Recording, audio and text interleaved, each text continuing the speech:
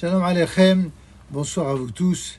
Nous nous retrouvons pour la paracha de Vaïgash après une multitude de péripéties depuis parachat de Vayeshev en passant par Miketz, où d'abord la relation hors norme entre Yosef Hatzadik et ses frères. D'un côté, nous savons qu'il s'agit là de tzadikim, comme le Rav Kook les appelle, de Avot,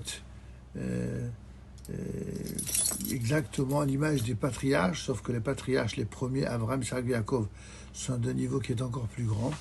Et les deuxièmes patriarches, eh bien, ce sont les chefs ceux qui deviendront les chefs des tribus d'Israël. Et contre toute attente, eh bien, ces chefs de tribus qui sont élevés au rang de rois, c'est comme cela que le Rav Kook en parle, Amelachim, Averu, Abdou Yadav.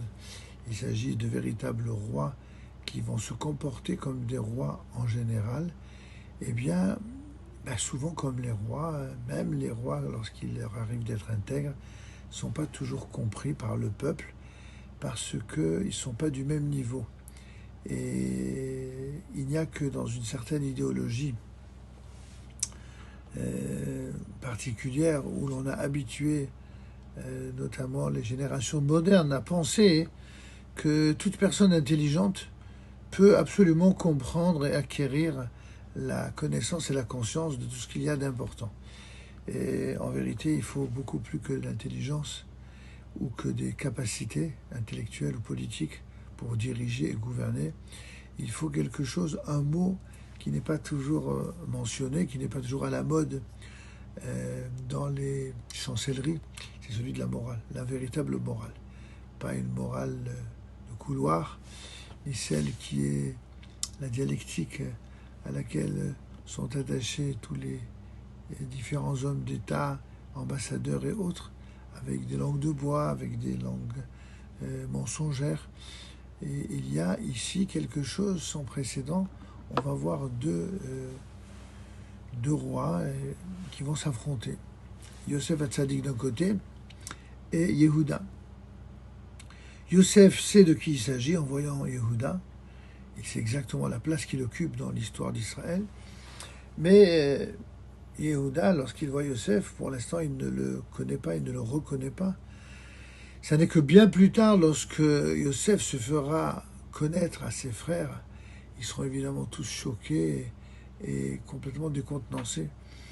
Comment est-il possible que cela soit ainsi ?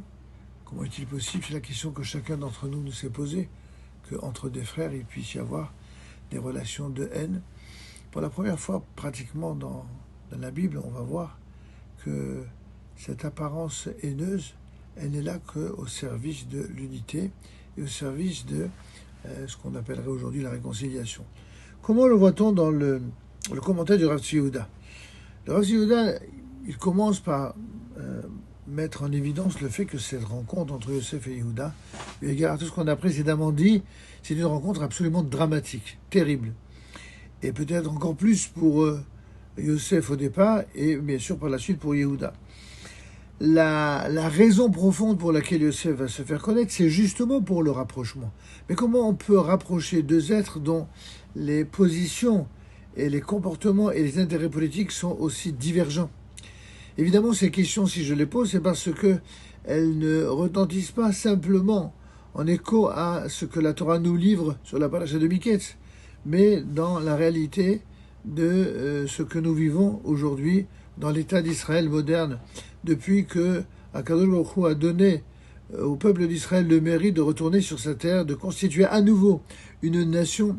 Cette renaissance de l'État juif en terre d'Israël, dont chacun sait à quel point elle a été et qu'elle demeure très controversée, eh bien, toutes ces oppositions, y compris et notamment entre frères, nous verrons que tout ce que nous ont légué nos sages en termes d'enseignement, depuis Parashat Vayeshev, en passant par Miketz, Vaïgash et Vaïhi, eh bien, tout cela, c'est une préfiguration de ce que nous vivons aujourd'hui, de ce que nous vivons mamash. Il faut juste apprendre à lire dans le texte et entre les lignes. Le Rav nous dit, Midgalah ha'ahadut ha'amitit shel shivtei Yisrael, והתוועדות הזאת היא של מלכים הנפגשים יחד. Premièrement, il insiste sur le fait que va se dévoiler la véritable unité du peuple d'Israël dans toutes ses composantes, ses différences, et ce, tout simplement parce que c'est le plan divin. C'est Dieu qui organise, c'est Dieu qui fait cette mise en scène, entre guillemets. Le Rav nous rappelle que Beth Israël, Nivna Mile Averachel Yachad, le peuple d'Israël a été construit et fondé à partir notamment de Rachel et Léa, qui sont les deux sœurs, qui seront les épouses de Yaakov Avinu, avec bien sûr les Pilakshim, c'est-à-dire les concubines. Et c'est cet ensemble qui donnera les 12 tribus d'Israël. Mais ça, c'est du côté matriarche. Et qu'en est-il du côté patriarche de deuxième catégorie, les enfants, en tout cas de Yaakov? Malchut Israël nivnet me itchabrut Yosef et Yehuda yachad. En fait, la royauté d'Israël va être créée, va être construite à partir de la relation d'unité, ce lien très fort entre Yosef et Yehuda. Et donc c'est quelque chose a priori d'inattendu. C'est seulement après, dit le Rav Kook, que à organisme, je le cite dans le texte bien sûr, à organisme al-kol evarenu, l'organisme de tous nos membres. Le Rav fait référence ici à une image connue dans l'enseignement du Rav Kook. Il compare les membres du corps humain qui sont interdépendants les uns des autres et qui surtout, ces membres sont liés l'un à l'autre par des tissus, par des ligaments, par des liens très forts que sont les tendons, ce qu'on appelle les guidines en hébreu. Eh bien, de la même manière, il y a des liens qui sont produits à travers la nation d'Israël et ce, au sein du corps de la nation, à travers les différents membres qui composent ce corps de la nation. Et donc cette comparaison est faite par le Rav pour nous rappeler que la royauté d'Israël, c'est exactement de cette manière qu'elle va se tisser. À savoir, dans sa totalité, Bishlemuto keshebaim habanim lishmoa birkat Yaakov aviem. Et ce, dans la totalité de ses membres, lorsque ces derniers, les enfants de Yaakov, à la demande de ces derniers, vont être réunis, Hikabesu veshimu bnei Israël, est-ce que tous ces enfants qui vont être réunis, eh bien, c'est pas une simple bracha, qui pourrait d'ailleurs ressembler à une bénédiction que donne un père qui se voit mourir et à son chevet, il souhaite réunir les enfants et leur faire une bracha avant de quitter ce monde. Il n'y a pas que cette bracha, il s'agit de la bracha de Yaakov Avinu, c'est-à-dire probablement le plus grand, en tout cas le plus affiné de tous les patriarches qui a bénéficié du legs de Abraham Yitzhak, de son père et de son grand-père. Et c'est lui qui va donner les brachot à tous les Shiftei Yah, toutes les tribus de Dieu, les tribus d'Israël, qui seront chacune représentées par un chef charismatique, un Meler, un roi. Et la particularité d'un roi, c'est de placer la collectivité au-dessus de sa personne. Et seuls eux sont capables, même si ça n'est pas toujours compris par les simples individus, par les simples sujets du roi, eh bien, il n'y a que les rois qui comprennent ce par quoi il est nécessaire de passer parfois, se faire violence même à ceux que l'on aime, pour leur bien, pour construire les éléments qui vont constituer leur réalité, leur défense et surtout leur pérennité. C'est ce qui va se produire lorsqu'ils viendront écouter les bénédictions de Yaakov.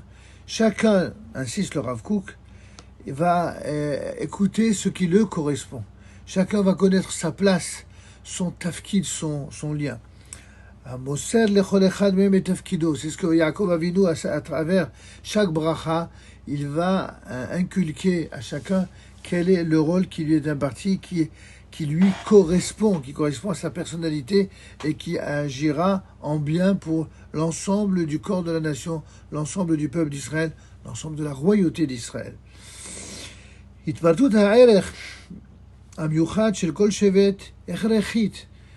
Cette façon détaillée de présenter la valeur, n'est-ce pas, tout à fait singulière de chaque tribu, elle est urgente, elle est nécessaire pour Itrakmut haguf aleumi. Pour le tissage, pour reprendre l'expression de broderie, n'est-ce pas, du corps de la nation. Ce corps de la nation ne va pas se faire comme ça aussi simplement. Mais il va, Yosef et les Rav, lorsque Yosef va se faire connaître à ses frères, eh bien, ce qui va se produire, c'est que tout va être clarifié du pourquoi les relations étaient tendues, pourquoi il y a eu des relations apparentes de haine, et pourquoi cette haine était nécessaire pour reconstituer, pour constituer ce qui deviendra la nation d'Israël, la royauté d'Israël, et pourquoi fallait-il 2 dimensions dans cette royauté. Midbareh shekol hachilukim, il va s'avérer que ces différences existantes entre chaque personnalité des enfants de Yaakov, Einam et l'Agvanim chez l'Ardoudarat, ne sont que des nuances d'une seule et même unité. Keshem shekol avchadot shebeovei sharol etat Hashem temima, et de même que toutes les distinctions qui sont réelles, qui sont dans le présent, sont liées à une même Torah Hashem Temima, c'est-à-dire une Torah divine qui est parfaite, qui est totale, qui est complète. Eh bien, Ulmaaseh Hashem Adamim. Et en vérité, concernant l'action, l'œuvre divine, qui elle aussi est parfaite. Tout ceci est en relation avec cela. Toute l'action d'Akadosh Baruch Hu, elle est parfaite. C'est pour cela que même si la volonté divine passe par des chemins auxquels nous ne sommes pas forcément formés, et ce quelle que soit justement de quelle tribu nous descendons, eh bien on verra que tout a été mis en scène et voulu plus haut par Akadosh Baruch Hu. Yosef et Yehuda chalukim b'ufata malchutit. Yosef et Yehuda, pourquoi c'est eux qui apparaissent particulièrement? Parce que ils vont apparaître dans leur royauté comme étant très distincts l'un de l'autre. Or leur rencontre, lorsqu'on dit Vaïgash et Lav Yehuda, eh bien leur rencontre va être celle qui va permettre la réunion de l'ensemble des membres du peuple d'Israël, de la royauté d'Israël. Ils vont se réunir comme fondement même de la royauté qui sera appelée à émerger au sein du peuple d'Israël. Amalchut ha'amitit shel Israël shayechet ibn Léa. Le Rav nous dit quelque chose de très intéressant, que la royauté authentique d'Israël, elle est plutôt liée aux enfants de Léa. Et cette Malchut-là, c'est d'elle que descendra Malchut Bet David, la royauté, la dynastie du roi David et tous les descendants dont descendra bien sûr le Mashiach.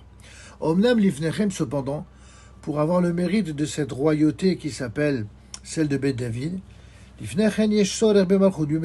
a quand même une nécessité historique, pratique, idéologique, spirituelle, prophétique, de passer d'abord par la Malchut Mibnei Rachel, une royauté qui aura recours aux enfants de Rachel.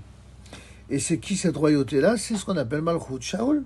La royauté de Shaoul, comme vous le savez, Shaoul était un très grand roi qui, même si parfois il aura commis des erreurs qui ne manqueront pas de faire couler beaucoup d'encre, notamment chez nos commentateurs du Talmud, mais c'est Shaoul qui fut le premier grand roi d'Israël juste avant David. Et cette royauté de Shaoul, elle était une nécessité avant de mériter la royauté de David. Et ce Betor Hachana, nous dit le Rav Kook, en tant que préparation. Cette préparation, elle est absolument essentielle.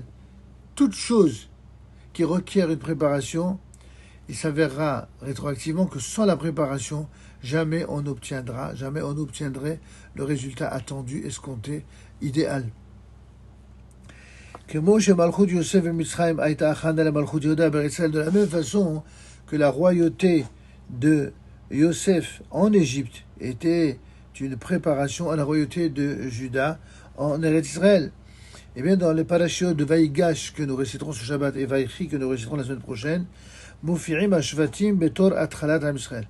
Eh bien, l'ensemble des Shevatim, des tribus, seront chacune partie prenante de ce qu'on va appeler le commencement du peuple d'Israël. La reine Bidvada Yosef et c'est pourquoi, lorsque Yosef se fera connaître à ses frères, eh bien, qu'est-ce qui va apparaître? Nifgashim Yachad Shenei Sodot Shema Israël vont se réunir ensemble les deux fondements même de la royauté d'Israël. Kvar Arshav Matril Koach HaMalchut Shel Yehuda Leofia. Et là, donc, on le voit dans la parashat Vaïgash, déjà, dès à présent, la force de la royauté de Yehuda apparaît. Que Shechazru Bene Yaakov Misraim, lorsque les enfants de Yaakov sont revenus, n'est-ce pas, d'Égypte, alors le Rav nous fait remarquer quelque chose d'essentiel. Reuven hu sheitchil ledaber im aviv. C'est d'abord Reuven qui commença à parler à son père. Yema anishla, et lui afin qu'il envoie Binyamin. Seulement voilà, Yehuda, lui, c'est lui qui aura le dernier mot, en disant Anochi arbenu, c'est moi qui me porterai garant. Ve'imlo, parce que si ça n'était pas cela, si chas ve'shalom, si à Dieu ne plaise, je ne suis pas capable de garantir sa protection. Ve'hatat ilecha kol hayamim, il dit à son père, je serai ainsi fautif contre toi jusqu'à la fin de ma vie. De la même façon, dans notre parasha, qu'est-ce que nous voyons? Et gvurato vetakifuto chez Yehuda. Nous voyons la puissance et la force, le caractère coriace de Yehuda, qui consent, je dirais, les himacher, les eved, bimkom Binyamin. Il est prêt donc à accepter, à être vendu comme esclave à la place de Binyamin, justement pour respecter sa promesse de garant.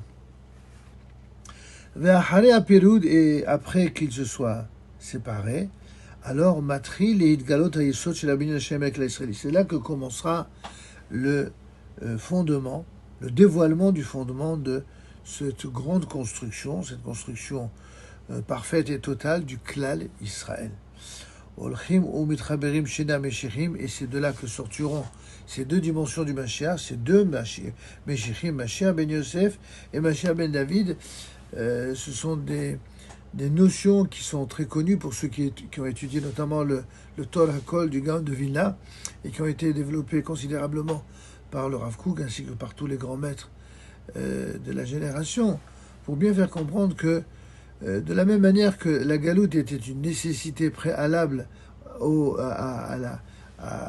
mérite de connaître la Géoula, comme on le voit notamment dans le Netzar Israël du Maral de Prague, de la même manière, il fallait passer par Mashiach ben Yosef avant Mashiach ben David, et de la même manière, il fallait Atralta di Géoula, un commencement de délivrance, avant de mériter ce qu'on appelle la Géoula Shelema, c'est-à-dire la délivrance totale et parfaite, que Kadosh Baruch Hu fasse que nous qui venons de sortir de Hanouka avec toutes les espérances, les lumières et les brachot incarnées par ces triples lumières de Shabbat, Rosh Chodesh et Hanouka, et bien qu'elles nous accompagnent toute l'année, toute la vie, jusqu'à l'avènement du Mashiach.